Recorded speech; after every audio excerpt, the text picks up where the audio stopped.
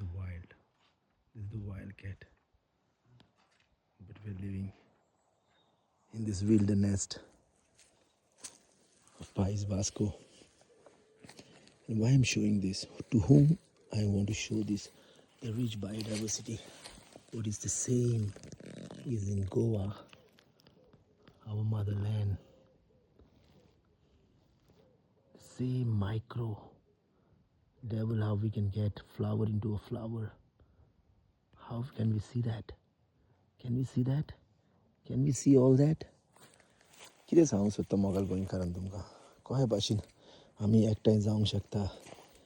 देखून त्या कारणां पासत एकजूट जावन कशे भाशेन शिकोवंक शकता आमी ह्यो गजाल्यो वांगडा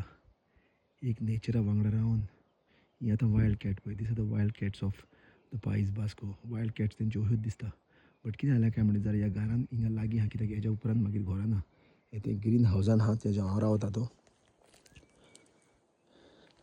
आनी ह्या सुवातेर आमी रावता आनी ह्या सुवातेर हांव आमच्या युथांक जो UKच्या गांवान आहा तांकां एक टायम दिवन मेळोंक सोदता कित्याक लागीं हो रिट्रीट फॉलो करपाक 7 दिसांचो ज्या 7 दिसां भितर आमचें गोंयचें मातयेचें कनेक्शन हांव इतलें लागीं हाडूंक शकता तुमकां आतां म्हजी ऑथेंटिसिटी आनी म्हजें कनेक्शन कशें भाशेन आहा तें तुमी सोद लावचें पडटलें हें हांव सांगचो ना बट हांव जें सांगूंक सोदतां जें आमच्या दिसा आमी मेळोंक शकता एकामेकाक एका सुवातेर एका मोगान आनी एकवटान माय पाय कशी आमी आमच्या भुरग्यांक गायड करपाक फ्युचर भुरग्यांक कित्याक हें पळय खूब येयलेलें आहा तें बरें व्हडलें तें आमच्या वाटेनसून भायल्या भायल्या गांवांनी आमकां आतां इतलें पयस वचोंक मेळना देखून जाता तितलें लागीं हाडपाक आमी एक गोंयकार कशे वांगडा रावन वांगडा जोडून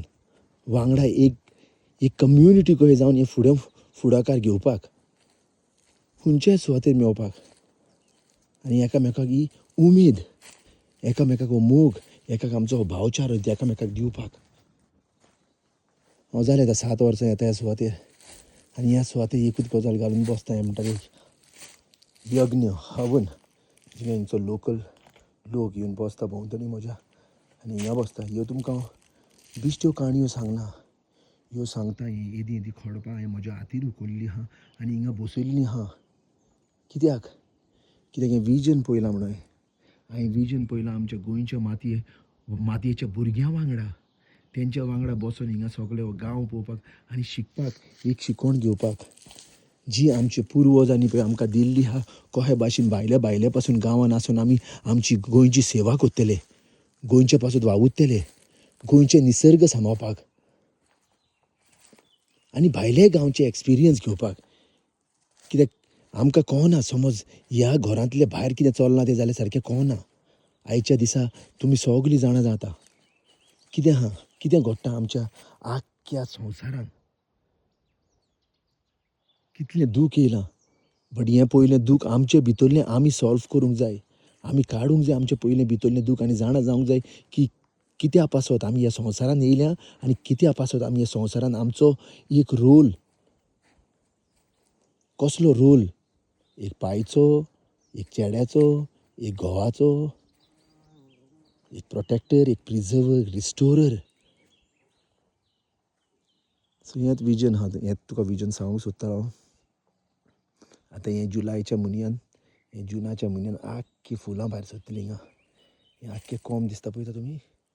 सगळे रोजीस जातले हिंगा सगळ्याक रोजीस भरतले सो वांगडा मेळोंक येवया आमी